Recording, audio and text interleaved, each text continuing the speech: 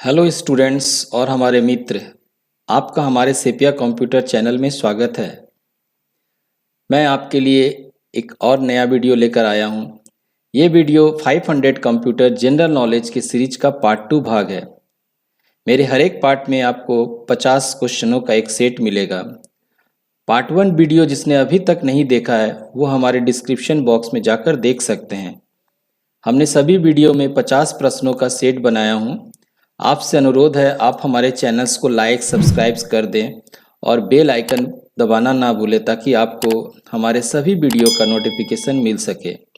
ये सभी प्रश्न उन विद्यार्थियों के लिए बहुत उपयोगी है जो अपना कंप्यूटर से संबंधित ज्ञान को बढ़ाना चाहते हैं, और वैसे विद्यार्थी जो SSC, railway, state exam, police या फिर डिफेंस एग्ज़ाम की तैयारी कर रहे हों, उनके लिए भी ये वीडियो बहुत उपयोगी साबित होगा। तो चलिए हम शुरू करते हैं आज का video, computer general knowledge part 2।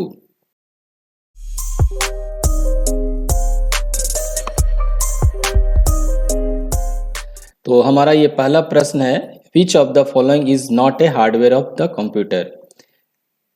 मतलब ये जो ऑप्शन दिया हुआ आपका Windows, monitor, central processing unit and keyboard, इनमें से कौन सा ऐसा है जो ये हार्डवेयर का पार्ट नहीं है। जैसे मॉनिटर, सेंट्रल प्रोसेसिंग, कीबोर्ड, ये सभी आपका हार्डवेयर का पार्ट है। सो इसका आंसर होगा विंडोज़। ओके, चलिए अब हम प्रश्न दूसरे में जाते हैं। हमारा दूसरा प्रश्न है, the central processing unit consist of. Central processing unit में क्या क्या होता है? The arithmetical logic unit, memory unit, the control unit, all of the above. तो सेंट्रल प्रोसेसिंग यूनिट में आपका सभी कुछ होता है। अर्थमेटिक लॉजिक यूनिट भी होता है, उसमें मेमोरी यूनिट भी होता है और कंट्रोल यूनिट भी होता है। इसलिए इसका आंसर होगा D, all of the above. चलिए अब हमारा तीसरा question, which of the following was not used in first generation computer. इनमें से पहला जनरेशन में किस चीज का उपयोग नहीं किया गया था? Punch card, magnetic core, vacuum tubes, all of the above. तो इसका आंसर होगा आपका मैग्नेटिक कोर। मैग्नेटिक कोर का उपयोग फर्स्ट जनरेशन में नहीं किया गया था। एक्चुअली मैग्नेटिक कोर ये आपका 1955 से 1975 के बीच 20 वर्षों तक इसको रैंडम एक्सेस मेमोरी के रूप में इसका यूज़ किया जाता था। इसलिए चूंकि फर्स्ट जनरेशन कंप्यूटर तो उससे पहले का, इसलिए इसका आंसर होगा magnetic core. Magnetic core first generation में उपयोग नहीं करते थे हम। Okay, so answer will be B. चलिए अब हम क्वेश्चन नंबर 4 की तरफ चलते हैं। The computers keyboard in English normally uses. हम लोग जिस कीबोर्ड का उपयोग करते हैं वो किस तरह का कीबोर्ड है?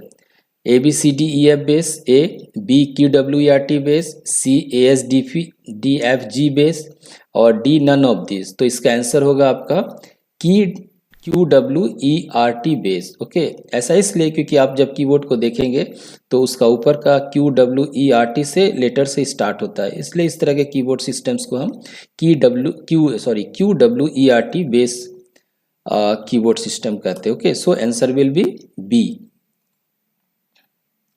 चलिए 5 नंबर क्वेश्चन में आते हैं। In this generation transistor replaced vacuum tubes. कहा गया है कि इन दिस निम्नलिखित में से किस जनरेशन में वैक्यूम ट्यूब्स को रिप्लेस करके ट्रांजिस्टर का उपयोग किया गया था? फर्स्ट जनरेशन, देखिए, बी है सेकेंड जनरेशन, सी है थर्ड जनरेशन, फोर्थ है आपका D number fourth generation computer. तो फर्स्ट जनरेशन में वैक्यूम ट्यूब्स यूज़ किया गया था। फर्स्ट जनरेशन के बाद सेकेंड जनरेशन जब आया था तो उसमें हम लोग वैक्यूम ट्यूब्स को हटाकर ट्रांजिस्टर का उपयोग किया गया था। सो इसका आंसर होगा second generation. So answer second, B. अब हम आते हैं 6 नंबर क्वेश्चन में। 1 ट्रिलियंथ ऑफ ए सेकेंड, मतलब एक सेकेंड का 1 ट्रिलियंथ पार्ट कौन सा है? ए मिनट, बी है माइक्रोसाउंड, सी है पीको सेकेंड, डी है आपका माइल सेकेंड। तो इसका आंसर होगा आपका सी, पिको सेकेंड। ओके,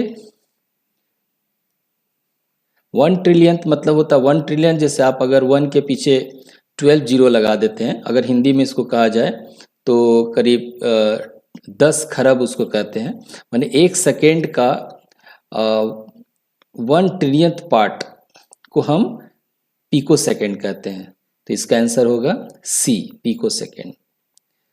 चलिए क्वेश्चन नंबर 7 में आते हैं। The blank is the administrative section of the computer system. Computer के किस सेक्शन को हम एडमिनिस्ट्रेटिव सेक्शन कहते हैं? एडमिनिस्ट्रेटिव सेक्शन मतलब मुख्य भाग, जहाँ से पूरा कंप्यूटर कंट्रोल किया जाता हो। तो इसका आंसर पहला है आपका मेमोरी यूनिट, बी है कंट्रोल यूनिट, सी है इनपुट यूनिट और डी है सेंट्रल प्रोसेसिंग यूनिट। तो जनरली हम लोग किसको कहेंगे एडमिनिस्ट्रेटिव सेक्शन? हम कहेंगे central processing unit, CPU. CPU हमारा मेन है, सीपीयू के अंदर फिर आपका मेमोरी यूनिट, कंट्रोल यूनिट और अर्थमेटिक यूनिट होता है। सो इसका आंसर होगा आपका 7 का डी। अब हम चलते हैं क्वेश्चन नंबर 8 पे। Integrated circuits are classified on the basis of.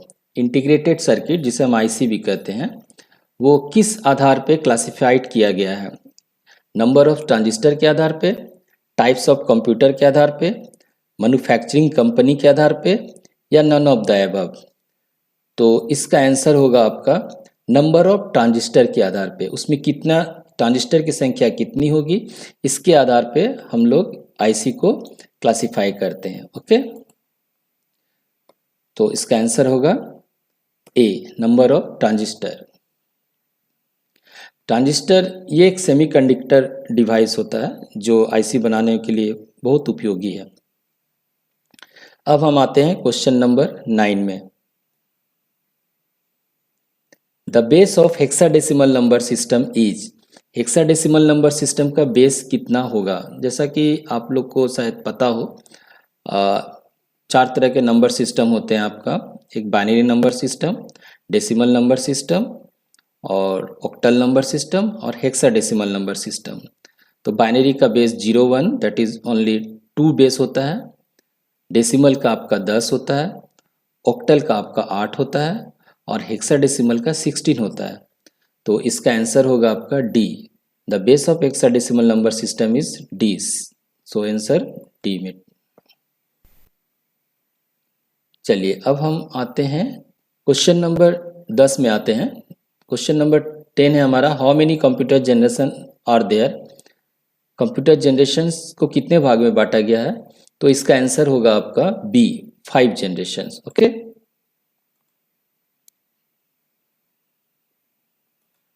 अब हम आते हैं क्वेश्चन नंबर 11 में। What is the time period of second generation computer. Second generation period का टाइम क्या है? 1946 टू 1959, बी है आपका 1959 टू 1965, सी है आपका 1965 टू 1971, डी है आपका नन ऑफ दिस। तो इसका आंसर होगा आपका 1959 टू 1965। ओके, सो आंसर उसका बी। अब हम आते हैं क्वेश्चन नंबर 12 पे। In memory full form of MB is. MB का फुल फॉर्म क्या होता है? तो आपको लगभग सभी स्टूडेंट्स को लगभग पते होंगे, एमबी का फुल फॉर्म होता है मेगाबाइट। ओके, तो इसका आंसर होगा आपका C, megabyte. So answer will be C. चलिए अब हम आते हैं 13 number question. Sending an email is similar to. किसी को मेल करना लगभग किसके समान है? Writing a letter, narrating a story, C picture an event, D creating a drawing. तो इसका आंसर होगा आपका राइटिंग ए लेटर, मतलब किसी को पत्र लिखने के समान है किसी को ईमेल करना, इसीलिए इसको ईमेल का फुल फॉर्म भी होता है आपका इलेक्ट्रॉनिक मेल। सो 13 का आंसर होगा आपका ए, राइटिंग अ लेटर। चलिए 14 नंबर में आते हैं। 14 नंबर क्वेश्चन हमारा, अल्टा विस्टा इज ए। अल्टा विस्टा क्या है? ए, क्या ये वायरस है, बी, क्या ये विस्टा थीम है, सी, क्या ये विंडोज ऑपरेटिंग सिस्टम है, डी, या एक सर्च इंजन है। सो अल्टा विस्टा एक सर्च इंजन है, इसका आंसर होगा डी। ओके, सर्च इंजन क्या है? सर्च इंजन जैसे आप जहाँ पे किसी भी चीज़ को सर्च कर सकते हैं इंटरनेट के माध्यम से, जैसे गूगल, गूगल हमारा एक सर्च इंजन का एग्जाम्पल है, उसी तरह अल्टा विस्टा भी एक सर्च इंजन है। ओके, तो अब हम नेक्स्ट क्वेश्चन की तरफ बढ़ते हैं। हमारा नेक्स्ट क्वेश्चन है 1 किलोबाइट इक्वल टू, तो इसका पहला है 1024 byte, 1000 byte, C 1 MB, D none of this. तो इसका आंसर होगा 1024 byte, 1024 byte equal to 1 kilobyte. So इसका आंसर है ए। अब हम आते हैं 16 नंबर क्वेश्चन की तरफ। The processing of input to output is directed by, जो हम कुछ भी इंफॉर्मेशन डालते हैं कंप्यूटर में, उस पर प्रोसेसिंग होती है और फिर वो मुझे आउटपुट के रूप में कंप्यूटर के द्वारा दिखा दिया जाता है। ये डायरेक्टेड किसके द्वारा होता है, ये किसके द्वारा कंट्रोल किया जाता है?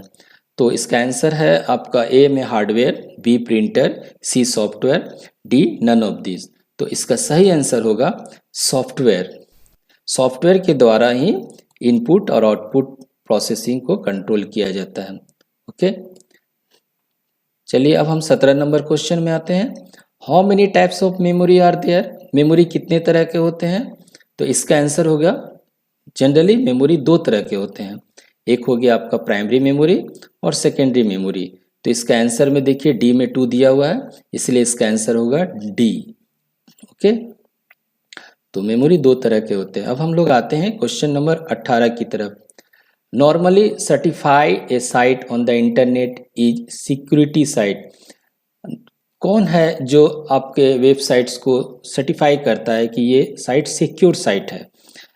वो कौन सी संस्था है? तो उसका पहला आपका ऑप्शन में दिया हुआ है ACRA, B versines, C crisis, D none of this.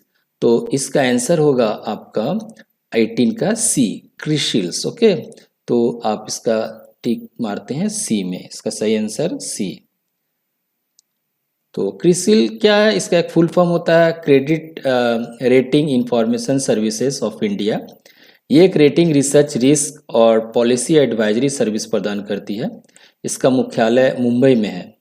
तो ये कुछ इन्फॉर्मेशन मैंने इसके बारे में भी दे दिया। चलिए अब हम लोग 19 नंबर क्वेश्चन की तरफ बढ़ते हैं।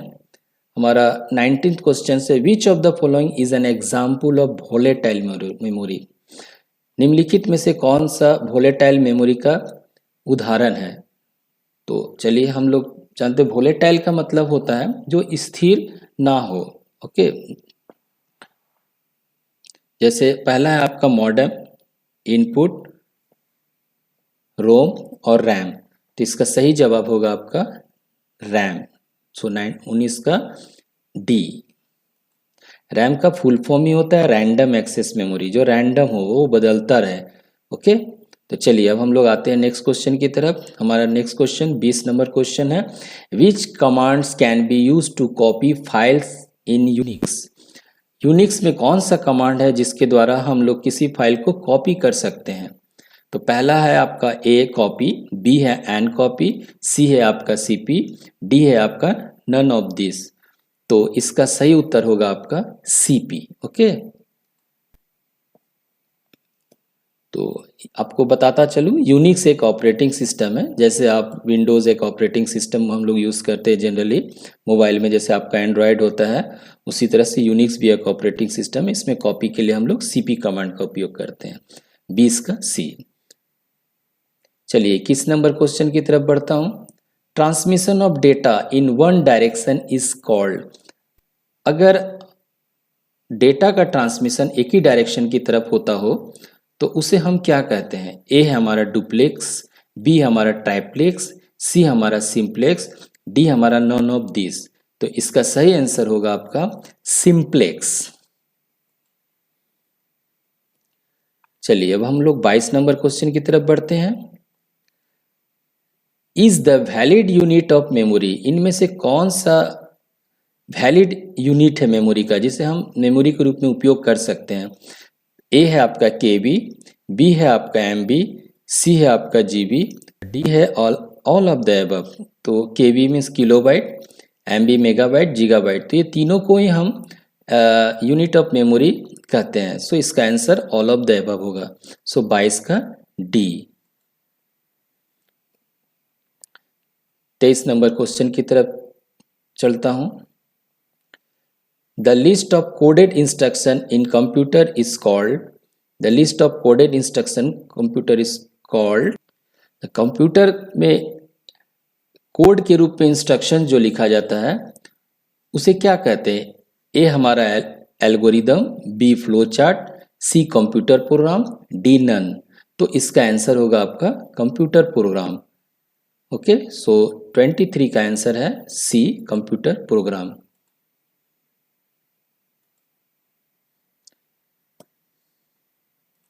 चलिए 24 नंबर क्वेश्चन की तरफ बढ़ते हैं।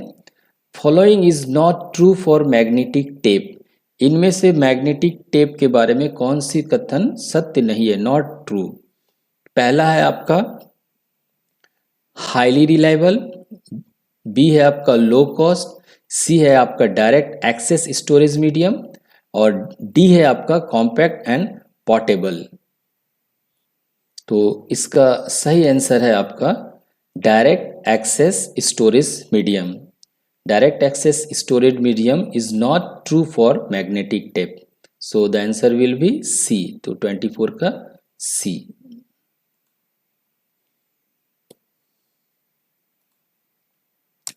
अब हम आते हैं 25 नंबर क्वेश्चन पे। Which of the following is a web browser? Web browser means वैसा सॉफ्टवेयर जिसके द्वारा आप वेबसाइट विजिट कर सकते हैं। तो पहला है आपका word, B paint, C PowerPoint, D Mozilla Firefox. तो मोजिला फायरफॉक्स आपका एक ब्राउजर सॉफ्टवेयर है, प्रचलित ब्राउजर सॉफ्टवेयर है। So answer will be Mozilla Firefox. Okay, चलिए नेक्स्ट क्वेश्चन की तरफ बढ़ते हैं। Question number 26। The computer is, computer है A mechanical device, B not a data processor, C a data processor, D none of this. तो इसका सही जवाब होगा आपका सी ए डेटा प्रोसेसर। कंप्यूटर एक डेटा प्रोसेसर है।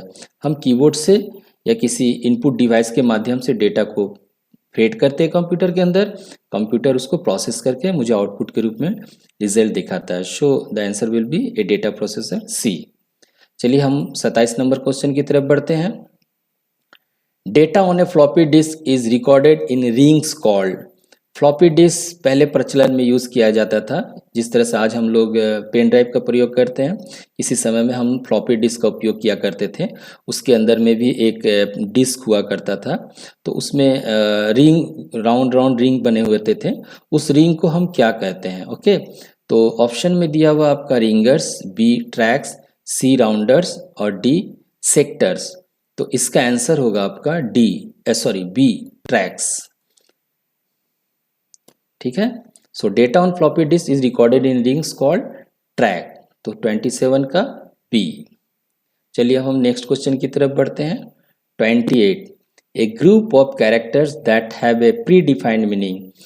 एक ग्रुप ऑफ कैरेक्टर्स माने कुछ कैरेक्टर्स का ग्रुप जिसका मतलब हो, कुछ अर्थ निकलता हो, उसे हम क्या कहते हैं?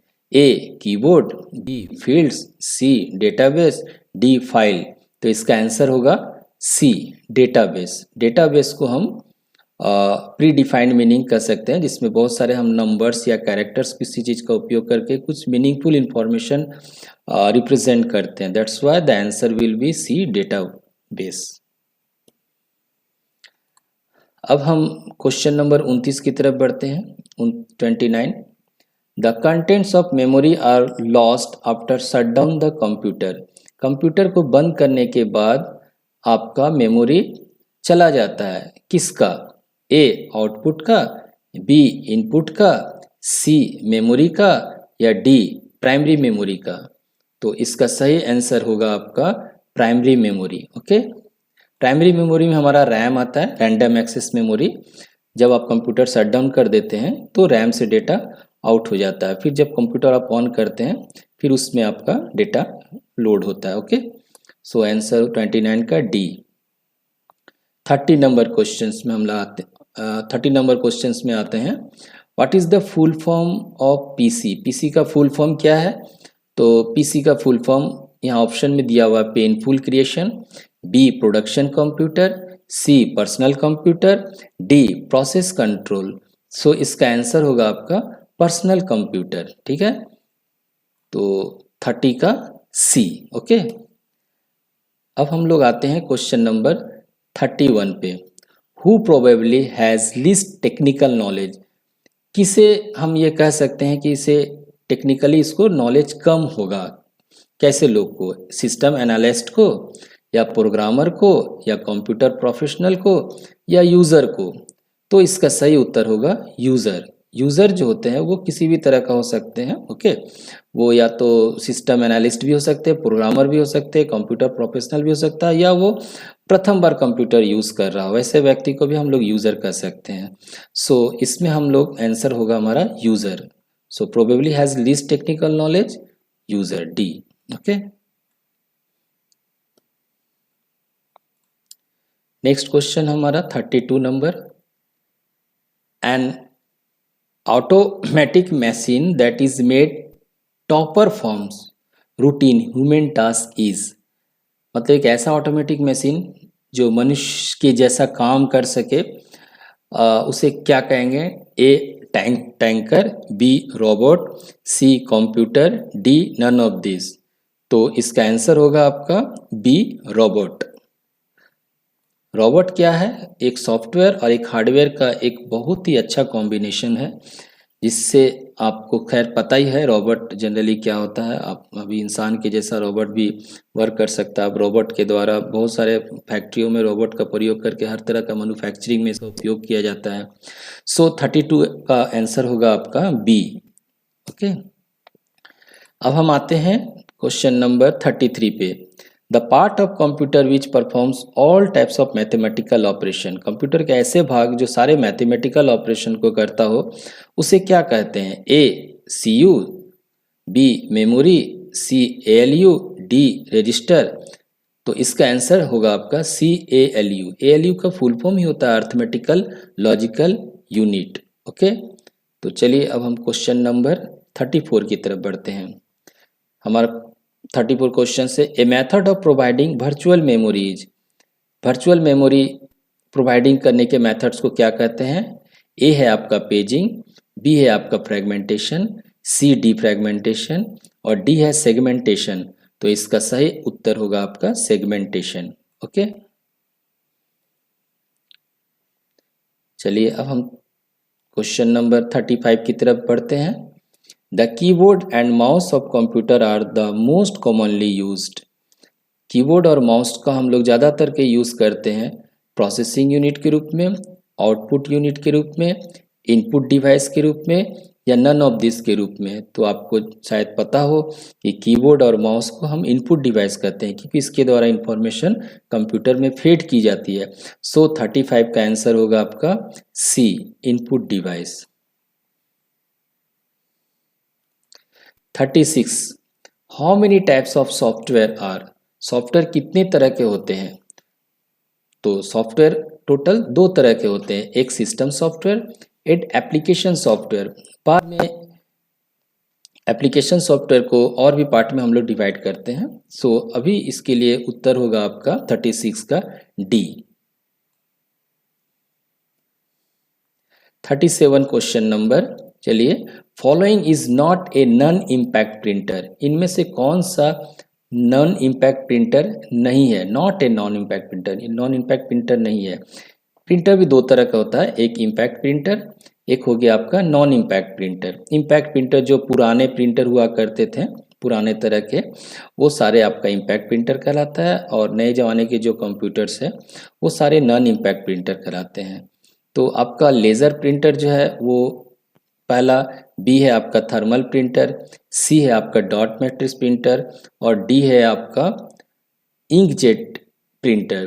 तो इसका आंसर होगा आपका C dot matrix printer. Okay, dot matrix printer को हम इम्पैक्ट प्रिंटर कहते हैं।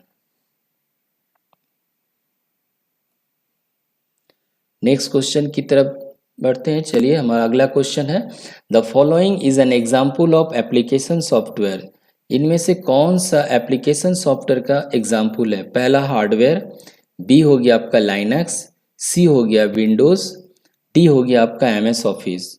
तो इसका सही उत्तर होगा आपका D, MS office. MS office जो होता है आपका एप्लीकेशन सॉफ्टवेयर का एग्जाम्पल है। ओके, चलिए अब हम अगले क्वेश्चन की तरफ बढ़ते हैं। 39, program promised by publisher but never release.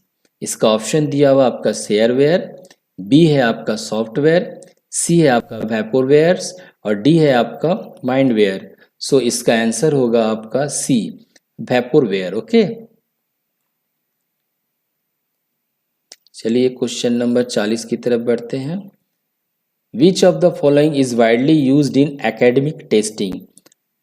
Academic testing में इनमें से किसका ज़्यादा यूज़ किया जाता है? एग्ज़ाम वगैरह हम लोग जो देते हैं उसमें इनमें से किस चीज़ का ज़्यादा उपयोग किया जाता है? तो एक है आपका POS, बी है आपका OCR, सी है आपका MICR, डी है आपका OMR। तो इसका सही उत्तर होगा आपका D, OMR। Okay,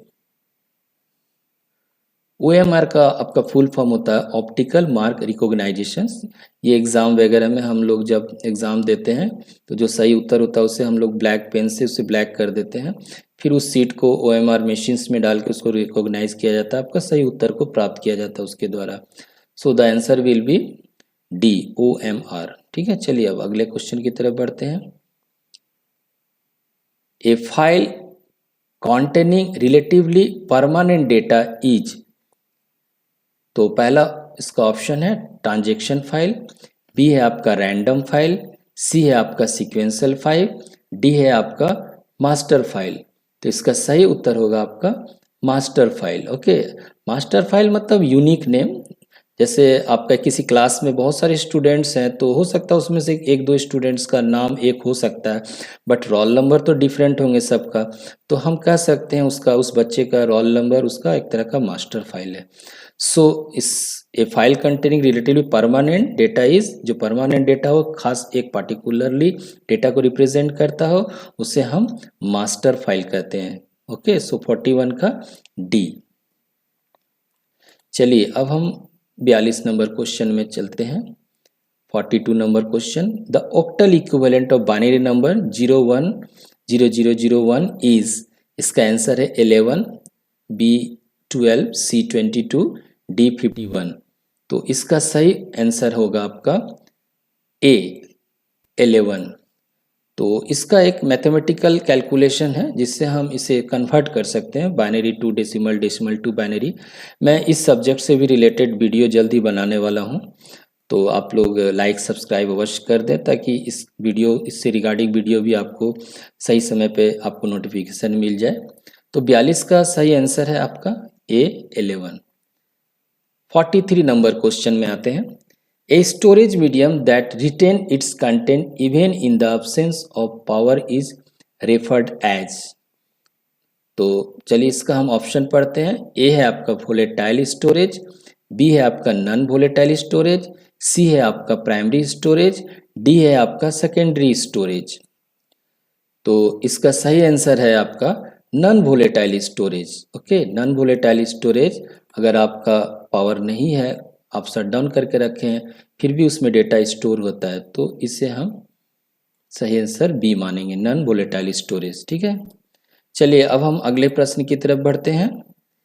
in computer terminology zeros and ones are called. Computer की भाषा में जीरो और वन को हम क्या कह सकते हैं?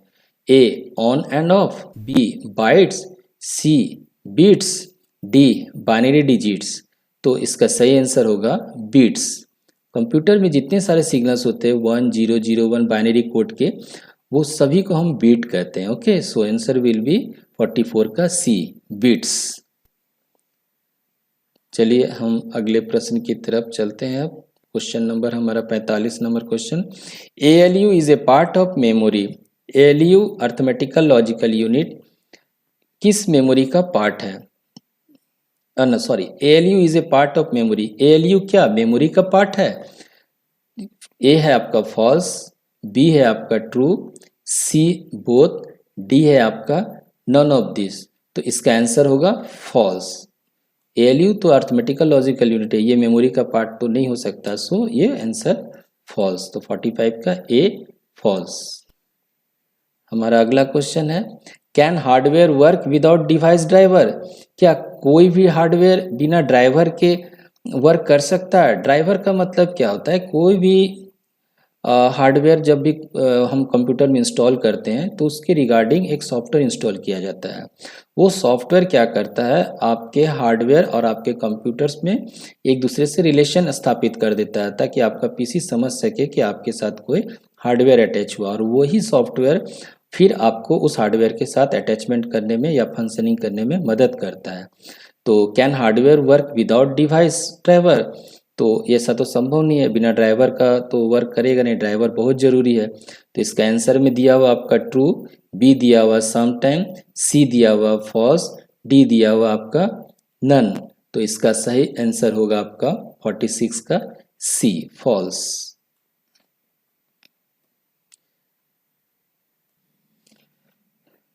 हमारा अगला क्वेश्चन है 47 नंबर क्वेश्चन, शॉर्टकट की ऑफ फोल्डर क्रिएशन। फोल्डर बनाने के लिए हम कौन सा शॉर्टकट की यूज़ कर सकते हैं? ऐसे आप फोल्डर बनाने के लिए राइट क्लिक कर कर किसी भी एरिया में न्यू ऑप्शन में जाके आप फोल्डर बना सकते हैं, या आप अगर कीबोर्ड के द्वारा फोल्डर बनाना चाहते हैं तो उसके लिए आपको एक शॉर्टकट की प्रेस करना पड़ेगा। ऑप्शन में दिया हुआ है A F2, B control plus shift plus N, C F12, D none. तो इसका सही आंसर होगा आपका 47 का B, control shift N. Control shift N अगर आप प्रेस करते हैं तो आप एक शॉर्टकट फोल्डर क्रिएट कर पाएंगे।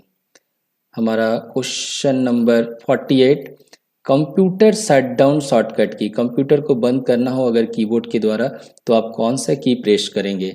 पहला है आपका कंट्रोल प्लस F4, बी है आपका ऑल्ट प्लस F4, सी है आपका शिफ्ट की, डी है आपका ऑल। तो इसका सही आंसर होगा आपका alt plus F4। Okay. 49 question number, चलिए, fifth generation computers are likely to exhibit. जो फिफ्थ जनरेशन कंप्यूटर है वो किस तरह का कंप्यूटर, मैंने इस जनरेशन में किस तरह के कंप्यूटर को शामिल किया जाएगा? ए हो गया आपका आर्टिफिशियल इंटेलिजेंस उसके अंदर होगा, एडवांस पैरेलल प्रोसेसिंग होगा उसके अंदर, ह्यूरिस्टिक्स बिहेवियर होगा उसके अंदर, ऑल ऑफ द एबव। तो इसका सही उत्तर होगा आपका ऑल ऑफ द एबव, यानी कि ये जो फिफ्थ जनरेशन के जो कंप्यूटर्स होंगे उनमें ये सारे आपका दिखाई देंगे, जितने सारे प्रॉपर्टीज दिया गया है। आर्टिफिशियल इंटेलिजेंस भी होगा उसके अंदर, उसका एडवांस पैरेलल प्रोसेसिंग रहेगा, ह्यूरिस्टिक्स बिहेवियर होगा, वो बहुत एडवांस कंप्यूटर को इस श्रेणी में रखा जाएगा। चलिए अब हमारा लास्ट 50 नंबर क्वेश्चन है, which of the following refers to the fastest, biggest and most expensive computer? इनमें से कौन सा सबसे तेज, सबसे बड़ा और सबसे महंगा कंप्यूटर है? ए laptops, be personal computers, C super computers, D notebooks. तो इसका सही जवाब होगा सुपर कंप्यूटर्स। सुपर कंप्यूटर बहुत तेज, काफ़ी बड़ा और काफ़ी महंगा होता है। ओके, तो 50 नंबर क्वेश्चंस का सही जवाब है सी, सुपर कंप्यूटर। तो इस तरह से आज का हमारा पार्ट 2 वीडियो समाप्त होता है। आपको कैसा लगा हमें कमेंट करके ज़रूर बताएं। अगर अच्छा लगा तो आप अपने दोस्तों को भी इस वीडियो को शेयर करें ताकि सभी इस नॉलेज का लाभ उठा सके। पार्ट 3 वीडियो का नोटिफिकेशन पाने के लिए हमारे चैनल्स को सब्सक्राइब कर दें। ओके, फिर मिलते हैं अगले वीडियो में, तब तक के लिए बाय, जय हिंद।